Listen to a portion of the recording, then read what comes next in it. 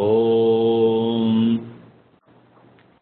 वक्रतुण्डमहाकाय सूर्यकोटिसमप्रभा निर्विघ्नं कुरु मे देव सर्वकार्येषु सर्वदा सरस्वती नमस्तुभ्यं वरदे कामरूपिणी विद्यारम्भं करिष्यामि सिद्धिर्भवतु मे सदा गुरवे सर्वलोकानां विषये भवरोगिणां निधये सर्वविद्यानां श्रीदक्षिणामूर्तये नमः। ईश्वरो गुरुरात्मेति मूर्तिभेदविभागिने व्योमवद्व्याप्तदेहाय दक्षिणामूर्तये नमः। सदाशिवसमारम्भां शङ्कराचार्यमध्यमाम् अस्मदाचार्यपर्यन्तां वन्दे गुरुपरम्पराम्। गुरुर्ब्रह्मा गुरुर्विष्णुः गुरुर्देवो महेश्वरः गुरुस्साक्षात् परं ब्रह्म तस्मै श्रीगुरवे नमः। ॐ सहना भवतु सहनौ भुनक्तु सह वीर्यङ्करवावहै तेजस्विनावधीतमस्तु मा विद्विषावहै। ॐ शान्तिः शान्तिः शान्तिः। हरिः ॐ।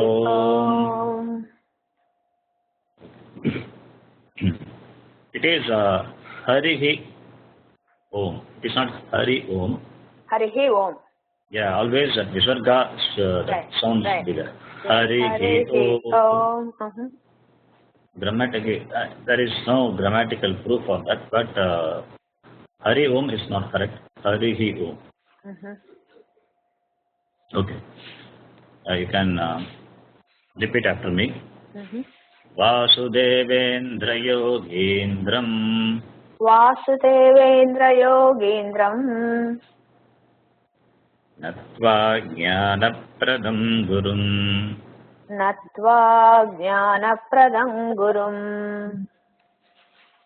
Mumukshunam Hitarthaya Mumukshunam Hitarthaya Tattvabodho Bhidiyate Tattvabodho Bhidiyate Sadhana Chatushtaya Sampannadhikarinam Sadhana Chatushtaya Sampannadhikarinam Moksha Sadhana Bhutam Moksha Sadhana Bhutam Tattva Viveka Prakaram Tattva Viveka Prakaram Vakshyamaha Vakshyamaha Sadhana Chatushtayam Kim Sadhana Chatushtayam Kim Nitya Nitya Vastu Vivekaha Nitya Nitya Vastu Vivekaha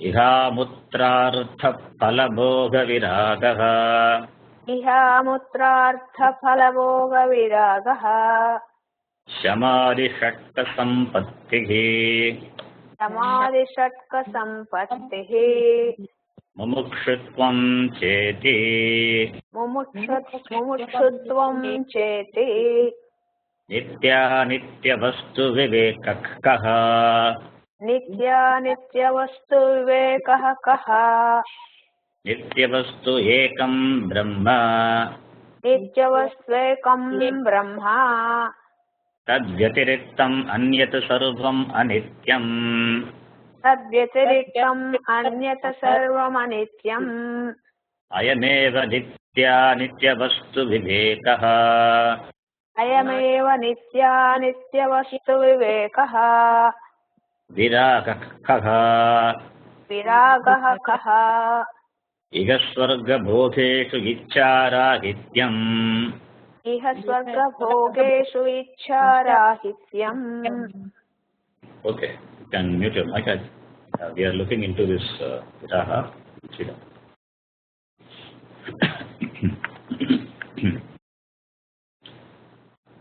Now we are looking into the second qualification, viraga. Viragaga or vairagyam, both are same, synonymous.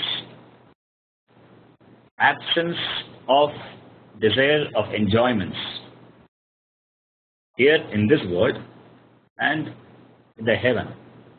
That is viragaha. Ragaha, it means desire. Ragaha means desire, which can become a longing after some time. So the means of viraga, vairagyam, this passion is vivekaha. We saw in the last verse. Vairagya is a natural consequence of viveka. If viveka is there, vairagyam will be there. If vairagya is a natural consequence of viveka, then it is sufficient to mention viveka alone. Why should vairagya be separately mentioned? If one has nitya vastu vivekaha, there will be vairagya. But it need not be necessarily in all the cases. Because of some habitual values, samskara, which a person has gathered over a period of time before coming to Vedanta or in the Purva Janma, one may still want to go for bhoga vastu, enjoyments. You know that something is not good, but still you go in for that. Why? Habitual value, samskara. It is a value which the person has picked up over a period of time, and therefore there is a love, anchoring, a strong, a deep desire for it. That is why vairagyam is specifically mentioned. Having distinctly examined, analyzed nitya vastu and anitya vastu, one should reject nitya vastu and choose. One should reject anitya vastu and choose nitya vastu. But because of some deep-rooted value, the samskara, one may go in for anitya vastu, which indicates that there is a lack of vairagyam, lack of objectivity. Therefore, one has to make consciously continuous effort, specific effort to develop vairagyam. How do you do that? By saying the dosha, the defects in the vishayas, objects.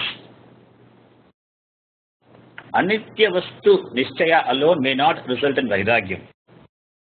Anitya vastu nishchaya alone may not result in vairagyam. If one knows anitya vastu, it will not free the person from being a seeker. This passion may not come. And he may still continue to be a seeker of anitya vastu, anitya pursuit. Why? Because one doesn't know anything better than anitya vastu. He doesn't know nitya vastu. One person says, "Sir, I have got enough money, but I don't know anything else better. If I don't make money, I don't know what will happen to me. I will go crazy. I don't have anything to do. Therefore, I make money. Even though I don't require money, yet I have to make money." So people, even though they know it is anitya, but still they don't have anything better. They don't know it. So they go along with what is anityam, because that gives me some pleasure, some self-esteem, some sense of achievement. Others want to achieve and they can't achieve. So they look up to the person who has achieved something. So this person has a sense of satisfaction, and therefore there is a continuation of anitya pursuit. So one has to know that there is a nitya vastu. Only when a person knows that there is a nitya vastu, and that has to be known only from the shastram, then he may choose to go in for nitya vastu, dropping all the anitya vastu. Then only the vairagyam may come. One has to know the nitya vastu is there. What is the source of knowing that? Only shastra.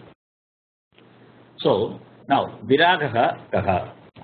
Igasvarga bhogeshu ichcha ragityam.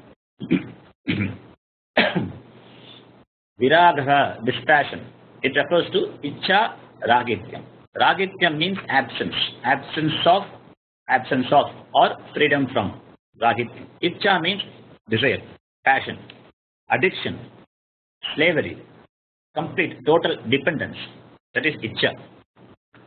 So, absence of or freedom from this addiction, the total slavery, the dependence is called viragaha or dispassion or objectivity. So, and this dispassion is with reference to bhogeshu, sense pleasures.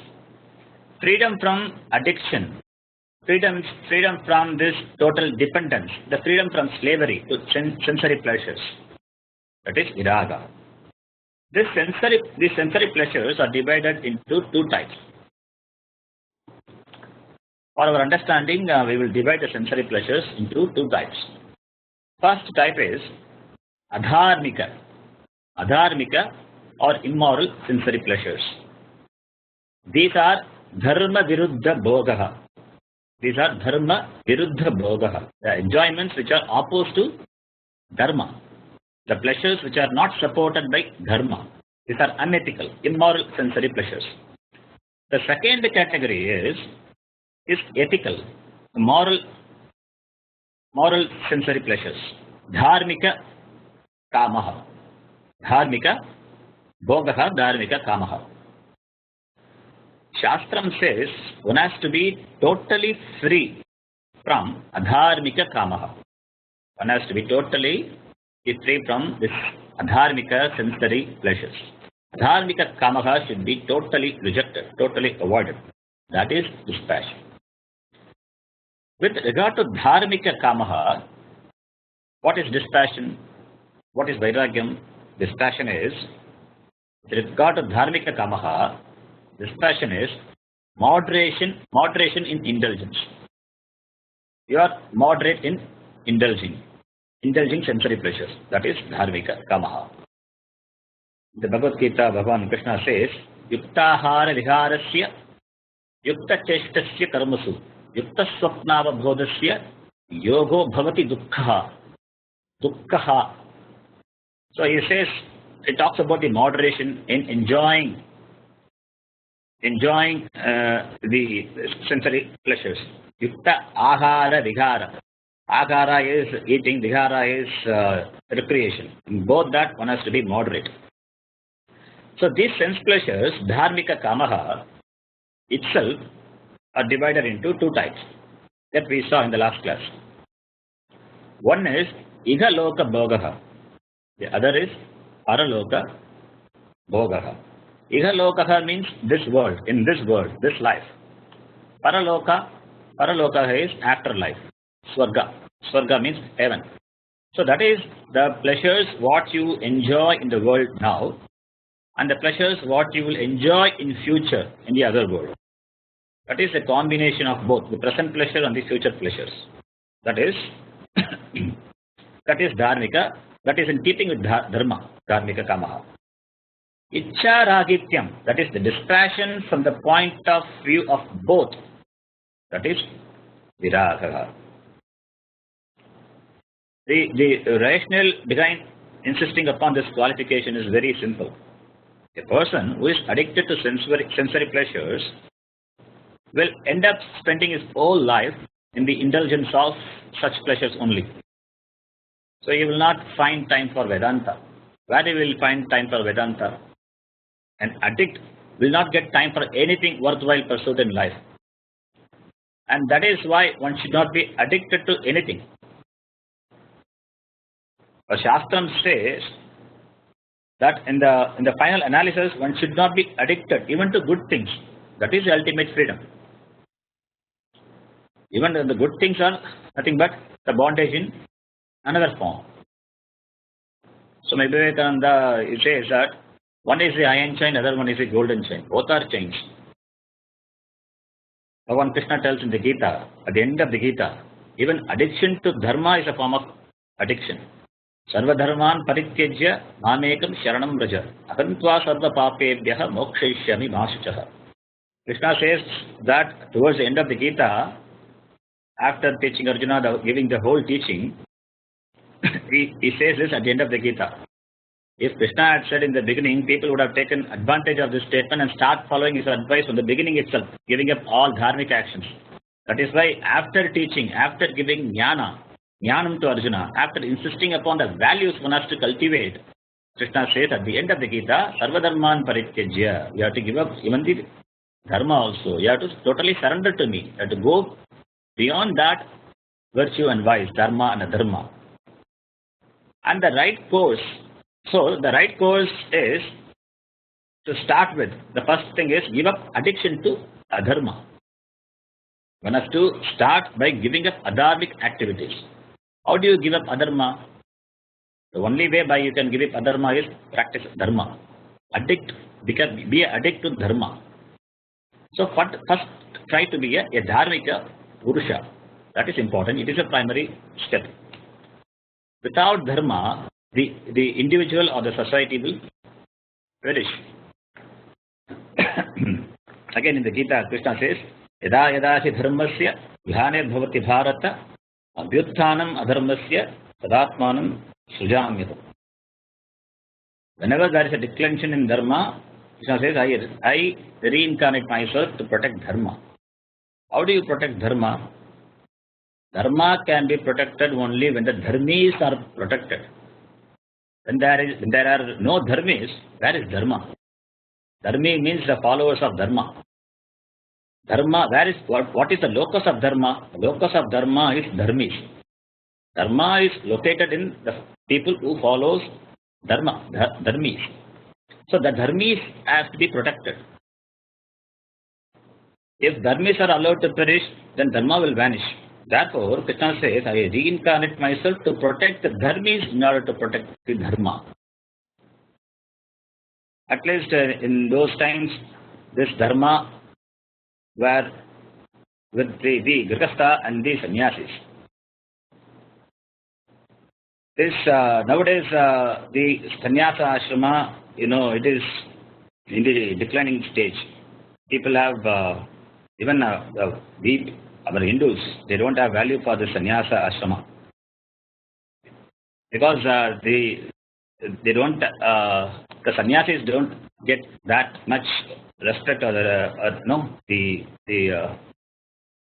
reverence which they are supposed to get in the society. Because of some people, some fake sadhus or sannyasis, the sannyasa ashrama itself has got a very bad name. And that too we know in Tamil Nadu what is the condition of sannyasa. See, there are some people who are born sannyasis. They come to the world and they are all Jagat Gurus. They are Punya Atma, like Kanchi Periva, Brahmacharya, Vivekananda, Swamidhananda Saraswati. We can name many sadhus. They have their commitment, their mission. So they come as they are born sannyasis, sadhus. But there are other people who are not born sannyasis, but they try to become a sadhu by taking up the life of sannyasa. So they are in the process of becoming a sannyasi. Because they are donning the akar robe doesn't mean they are all sannyasis. They are sannyasis only. They are in the process of becoming a sadhu, sannyasi, a real sannyasi. So whether is a real sannyasi or not, a sadhu is a sadhu. The sannyasi has to be revered upon, should be given that respect. We have one problem here. Generally, if a sannyasi does something wrong or gets into something which is that these people, they immediately note that and they point out and start criticizing the sannyasa. They condemn the sannyasa ashrama. The whole ashrama is being condemned. That is a wrong thing actually. The dharma is not only for the sannyasis, it is for everyone. When grihastha has got dharma, brahmacharya has got dharma, vanaprastha, every ashrama has got dharma. That is supposed to be followed by the people, ashrama. that people who are in that particular ashma stage of life. What about Grihastha? Grihastha, don't they have dharma? Can they live any way they like? No, they have more responsibility. So, if Grihastha does anything wrong, nobody can point out and tell this is against the Grihastha dharma, because they just take it for granted and they live. The Grihastha has got more responsibility, more dharma to be followed. But in the sadhu, it's more conspicuous. You can see that therefore, if the conduct of a sadhu is not good, people immediately point out that and criticize it. No. If the person is in the process of making a sannyasi or a sadhu. Why do I say this? I have seen some sadhus, they are sincere, they're very sincere people. And they struggle to become a sadhu. In the process, they fall, there's a slip. But it is okay, it is fine. But they struggle, they again get up and walk. So that is the thing that we should appreciate. As Hindus, and we all should support that sannyasa ashma. Otherwise, the sannyasa ashma will perish one day. Even now, if you go to Rishikesh, you find the place has become more commercial. Many ashmas, they don't have sadhus. Even in the Kailash ashrama, the number of brahmacharis and sadhus going to attend the classes are becoming less every day. Anyways, this is an aside topic. Why I'm saying this, this ashrama has to be protected, the dharmika purusha have to be protected, then only dharma will be there. Dharma is there only in the dharmis. Therefore, to protect the dharma, dharmis have to be protected. Anyway, coming back to our topic. Therefore, we should develop this addiction to dharma. To get rid of this addiction to adharma, we should first develop addiction to dharma. Just like removing one thorn with the help of another thorn. The only way by which we can overcome this adharma is we should subscribe to dharma. We should become a dharmika purusha. And later we have to transcend dharma also. How? Through wisdom, through jnanam. This jnanam, atma-jnanam, self-knowledge only helps us in transcending both dharma and adharma. That is a state of absolute freedom. We must understand that desires as such is not a problem. Kamaha is not a problem. Bhagavan Krishna says in the Gita, Dharma viruddha bhuteshu kamosmi bharatarshava. Dharma aviruddha kamaha agamasti. I am that desire which is in keeping with dharma, not opposed to dharma. So, there is no problem in desires as such. And these desires can be binding or non-binding. Kamaha dvividaha bhavanti. Sangaha asangaha chaiti. So if the desires are non-binding, asangaha, it means you have vairagya. If the desire, what you have, if it is non-binding desire, then it means you have vairagyam. Ye kamaha tvam baddhum na shakyante te asangat kamaha. If they are binding desires, then it means you have to work on it to improve it, to make it non-binding.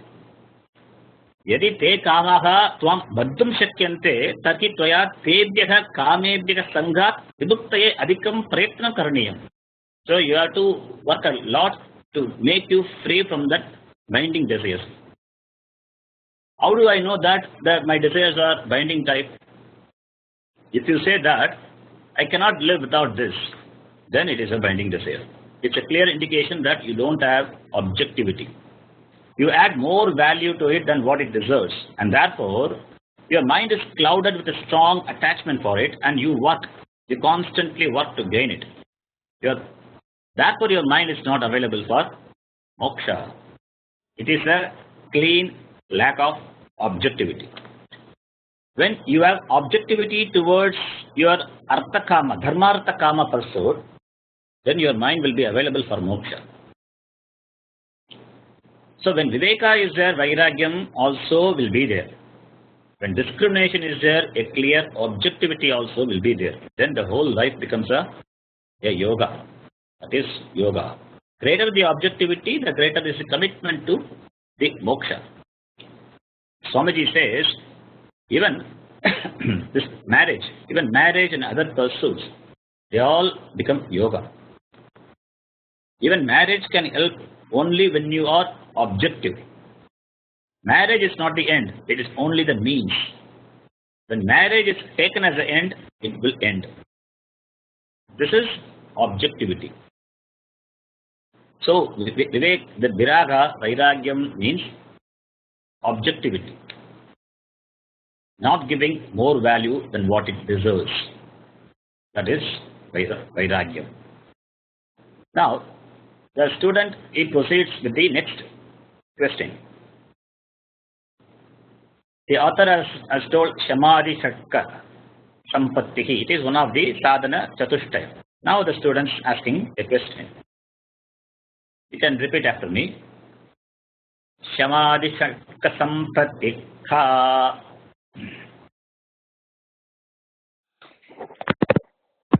Shamadhi Shatka Sampattikha. Shamadhi sadhana sampattikha. No. Shamadhi Shatka Sampattikha. Shamadhi Shatka Sampattikha. Not kaha. Shamadhi Shatka Sampattihi ka. Shamadhi Shatka Sampattikha. Shamaha. Shamaha. Damaha. Damaha. Uparamaha. Uparamaha. We can say Uparamaha or Uparatihi, both are same. Titiksha.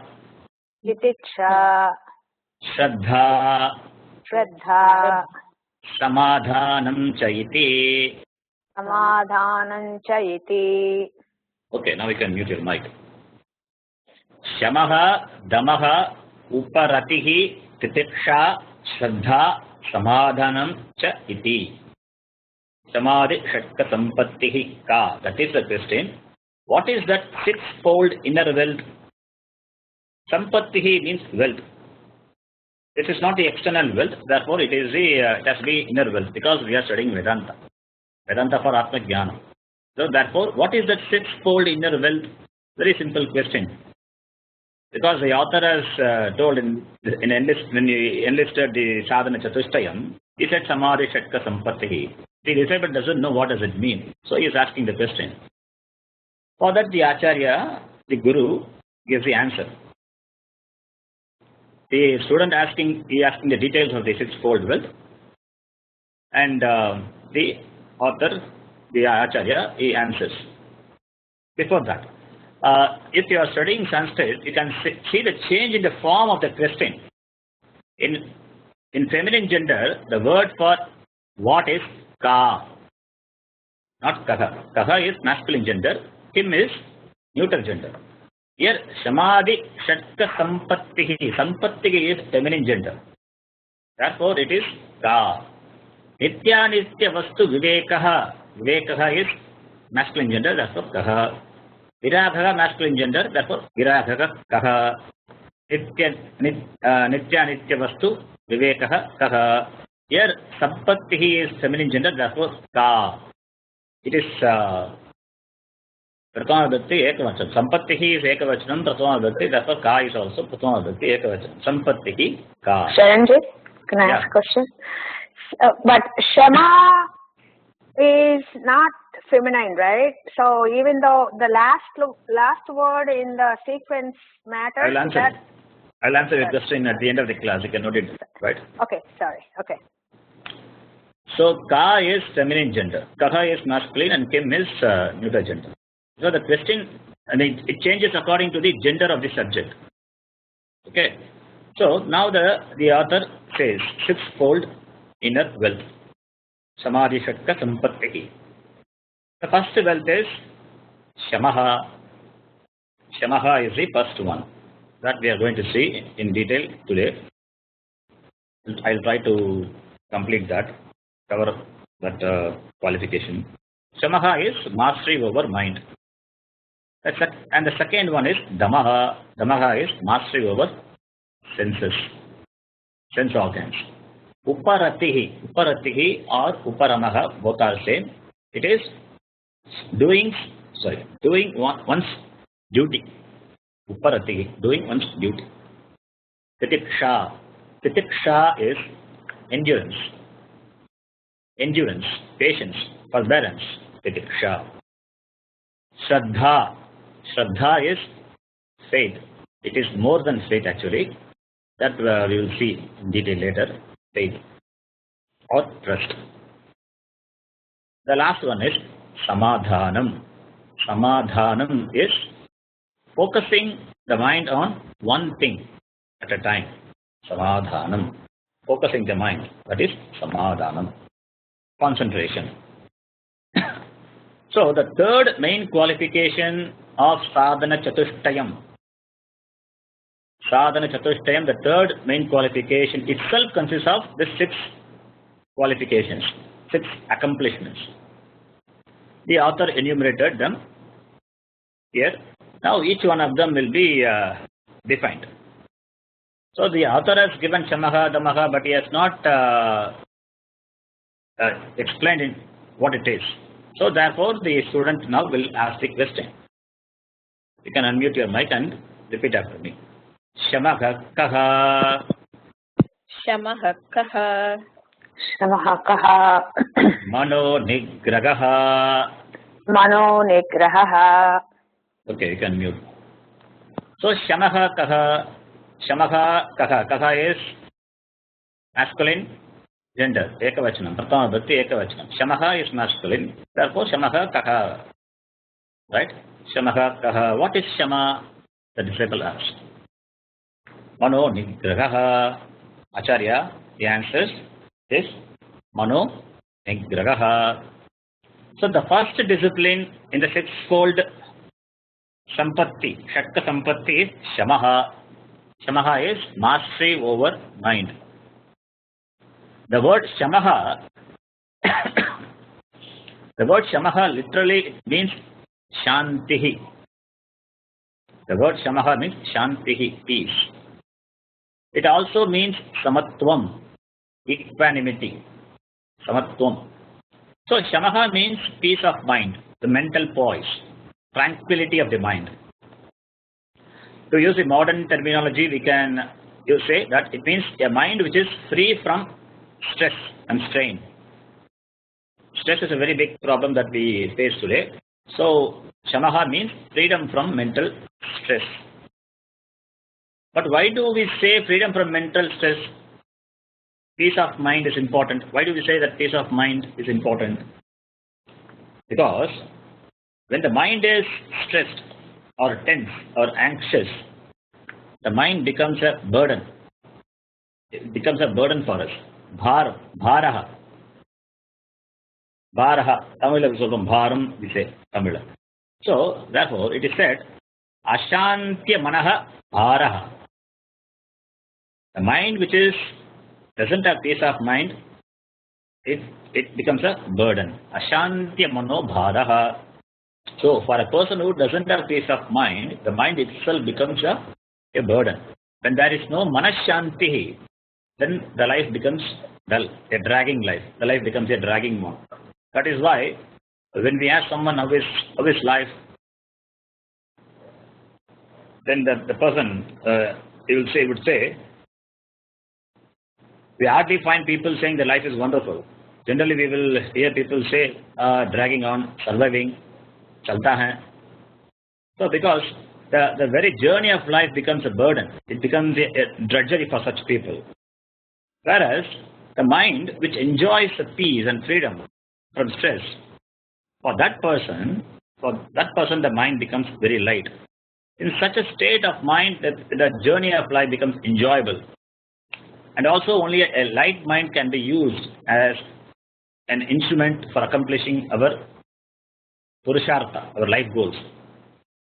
The uniqueness of human being is that we have an extraordinary mind.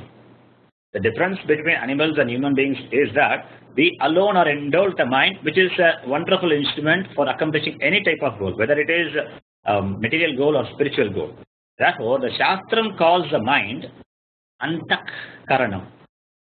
Antak Karanam. Antaha means inner. Karanam means instrument, inner instrument. So only a light mind can be handled by us. Only a light mind can be used as an instrument by us to accomplish our goals. So Manashantihi, peace of mind is required first. Even for our survival it is required. What to talk of achieving our goals. This Manashantihi is required for maintaining our physical health also. A person who has stress consistently for a long time is bound to have a lot of varieties of physical problems. Therefore, from the viewpoint of physical health also, one requires a stress-free mind. Not only that, even our intelligence can be effectively utilized only when the mind is calm. When the mind is disturbed, however educated a person may be, however knowledgeable, however rational may be, that knowledge will not be available for the person. The mind is disturbed. Like, a computer which is infected by a virus, though the computer has got a lot of information, but still becomes inaccessible because of the virus. So this stress, this disturbance is the virus. When it is there, our knowledge will not be of use to us. So all our knowledge will be useful only when the mind is calm, the mind is free from this stress. So therefore we need a balanced mind. A balanced mind is a must to use our knowledge effectively. And this peace of mind is required for maintaining our physical health, for the upkeep of our intellectual health, and also for our spiritual journey. Therefore, Shamaha is one of the important qualifications. Bhagavan Krishna says in the Gita that Shantihi alone can give us happiness. Nasti buddhi rayuktasya nacha yuktasya bhavana. Acha bhava yatashantihi ashantasya kutasukam. Ashantasya kutakasukam bhavati. The one whose mind is not at peace, where is sukam? Where is happiness for him? No happiness is possible for that person when there is no manashanti. So the first discipline in the Shatka Sampatti is mind management. We should learn to enjoy a poised mind. However, here in Tattvabodha, the author, while advocating mind management, he doesn't talk about the method or the process to do that. If you want to come to Vedanta, you must have a balanced mind. It is understood. So Tattvabodha doesn't teach us how to get Shamaha. For that we have to refer again to Bhagavad Gita, where Bhagavan Krishna himself details the method of mind management, stress management. We will see that later. So this Manaha or mind or Antakharanam, inner equipment, inner instrument, it is an instrument which is to be handled by me, the doer, the subject. The instrument is in the hands of the user. This is an instrument, therefore they are never independent. Like a spoon is there, a spoon by which you eat. A spoon is a karanam, it is used by you. If the spoon begins to do the job by itself, imagine what will happen. You have to go after the spoon. A car is a means for travel. If your car begins to have ride in the morning without you being on the seat, it is a danger. Should you drive according to the will of the car, or the car should run according to your will? So, car is meant for you. You achieve your goals by using the car as you like. If the car becomes independent, then it's a problem. Then both of them end up elsewhere. You turn the wheel to the left and the car turns right. What will happen? You can never reach the destination. Similarly, mind is an instrument, and because mind is an instrument, it has to be my servant. It has to obey me. I should not be a slave of my mind. A mind is a good servant but a bad master if you make it a master. So for success in any field, including the study of Vedanta, Nigraha of this mind is very important. Nigraha. Even to read a simple a news article in the paper, if your focus is not there, if your mind is elsewhere, if your mind is occupied with something, or if you're under some stress, you may read the same column again and again, and you will not get what it is. So even for a simple reading, you need Shamaha. Shamaha is an important qualification. Now, what is not Shamaha? What is not Shamaha? Shamaha is not mind control. Shamaha is not mind control. Shamaha is not thought control. The more you control, the more you get controlled. So controlling the thoughts is disastrous. Thoughts have certain power. If you control them without understanding about the functioning of the mind, it will destroy the person. So Shamaha is not about controlling your mind. Shamaha is not about absence of thoughts. Some people mistake that mano nigraha means stilling of thoughts or stopping the thoughts. No, it is not possible. It is an impossible task. If mind is there, it is bound to think. That is the nature of the mind. The mind is meant to use as an instrument. The mind is meant to think. With the mind we are supposed to achieve goals in life. Otherwise, why should Bhagavan give mind to us if it has to be permanently shut down? So, if absence of thought is mano nigraha, then what do we need? We need only drugs, so that it will keep under sedation all the time. So that is not Shamaha. Then what is Shamaha? Shamaha is certain mental composure, certain tranquility of the mind. That is called mano nigraha. Mind is not mechanical. Mind is not mechanical. Your responses are mechanical. Sorry, your responses. It depends on how you train your mind, whether it is mechanical or not mechanical. Your responses, they are conscious more or less. There may be some mechanical responses, but Shamaha is not being mechanical in our responses at the mental level. Response is conscious. It is a conscious response. The reaction is happening. The reaction is happening. You don't have any control over it. Action is something you do. Consciously it comes from you. Kartum in doing. Akartum in not doing. You have freedom. Shamaha is responding to a situation without a reaction.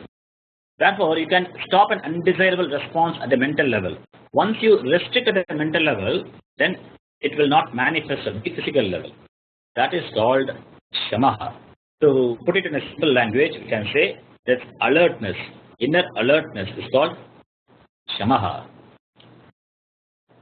In small things, we must practice this Shamaha. Shamaha, it's not a big thing.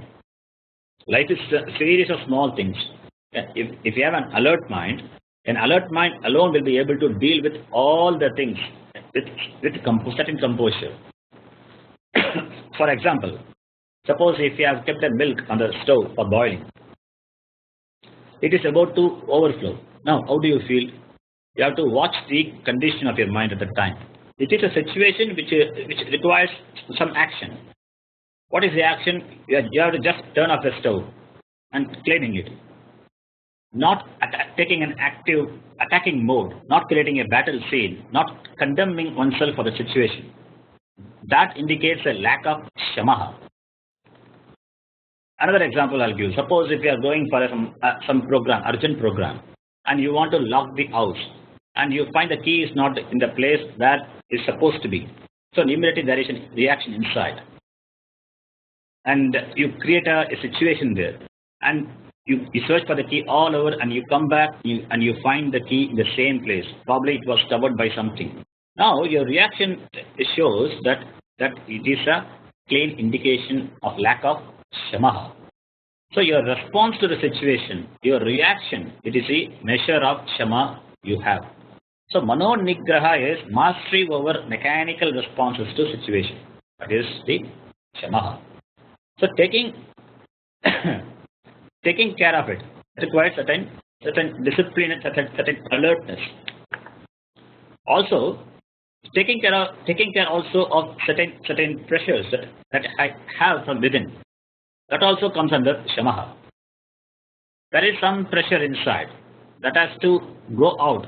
Swamiji used to say that this is when you have certain inner pressure, you just take care of it by writing it out, by talking it out. So the psychological pressures from the past, which I carry, it has to be handled. Whether we have to write it out or talk it out, or we have to do some self-therapy, so that we are able to have certain composure, we are not carried away by whatever happens in the mind. So, when you do that, what happens is there is a certain space between the mind and you, and that is called shamaha. So, shamaha, mano nigraha, it means this directing, channelizing the thoughts. The thoughts have to be directed. That is that is an important thing. People generally they complain of the mind moving very fast. Even Arjuna himself complains in the Gita. He says, "Chanchalam hi manak Krishna stramati bhalavadridam tasyaham nigraham manye vayoriva sudushkaram." Yes, he says nigraham, tasyaham nigraham manye vayoriva sudushkaram. It moves like an air so fast. How can I have control over it? Suppose if the mind moves slowly, do you know what will happen? Suppose you see a tree when you walk on the road. So now your mind gets loaded with the thought that the tree thought will be there in your mind. Now suddenly you see a water buffalo. Now the next thought should be a water buffalo. Because your mind is slow moving, maybe because of your practice. Now what happens is that the tree thought has not gone away. Now the buffalo has entered. Buffalo thought has come. Tree thought plus buffalo thought. So buffalo is sitting on the tree thought. So it is just like a buffalo is sitting on the top of a tree. So you will see the buffalo sitting on the top of the tree because you have made the mind move slowly, and now both the thoughts have come together, which is ridiculous, right? Therefore, we cannot complain of mind moving very fast. It is how it is. That is the nature of the mind. In fact, the mind has the ability to clean itself. It is something like a movie frame. It's like a movie camera. You have so many frames in your mind. The mental frames, which is called vritti in Sanskrit. It keeps on changing all the time. So what you see only the mental vrittis. All the time what you see is only the mental vritti. It has to be so quick to see the various things. And it has to be momentary. A vritti cannot stay for more than a moment. Moment is not second. Even it is less than a second, fraction of a second. It occurs and goes away. It is not still. It is moving. Continuous movement. The picture is all the time moving. So, vrittihi is kshanika. Vrittihi is kshanika, momentary. So, all that you see is vritti. You are not the vritti. I am not the vritti. If that vritti is myself, then I can't see the vritti. I am seeing the vritti all the time, and vrittis keep changing all the time. So, the mind has to be changing. So, therefore, mind moving fast is not a problem. That is how it is, and that is the nature of the mind. Then how to get mano nigraha? Again, the author doesn't say that. In Tattvabodha, it is not covered by the author. But in Gita, it is extensively discussed by Lord Krishna. I'll give some of the things which are discussed in the tradition as well as in the Gita. For Shamaha, the means are all the pujas, what you do. All the puja, the rituals, the fastings, japa, all the religious practices which are known as an act of devotion, bhakti, all kinds of tapas, austerity. These are the means. These are the means to get mano nigraha.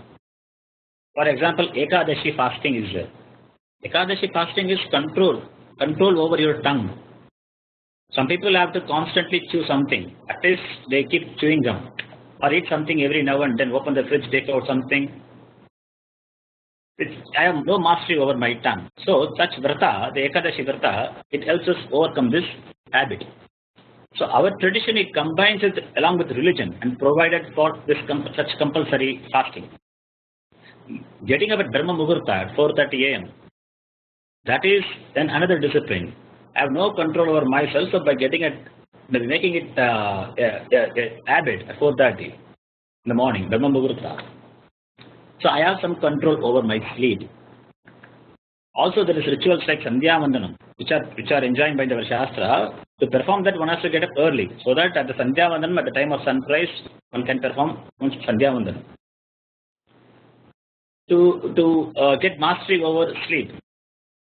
this occasional vrata, like this Mahashivaratri is there, and other festivals are there. So you keep awake the whole night doing puja. Whole night you keep awake. So that is a discipline. That is a certain mastery over your sleep. And the maunam is control over your speech. Some people cannot remain quiet. They have to keep talking with somebody always. There is no control over the organ of speech. In our ashrama, Swamiji used to say that every week, at least once in a week, on Sunday, we should observe maunam. Sunday is the day we don't have classes. So that is the best time for the students to come together. They chat, they talk, they spend the time other than talking on Vedanta. Swamiji rightly said that is the day you should observe maunam. Whatever you have studied all the week, we just keep thinking about it, assimilate those teachings. So you observe maunam. So one has to observe maunam now and then as a regular practice. When you observe maunam, you have an occasion to look at your mind.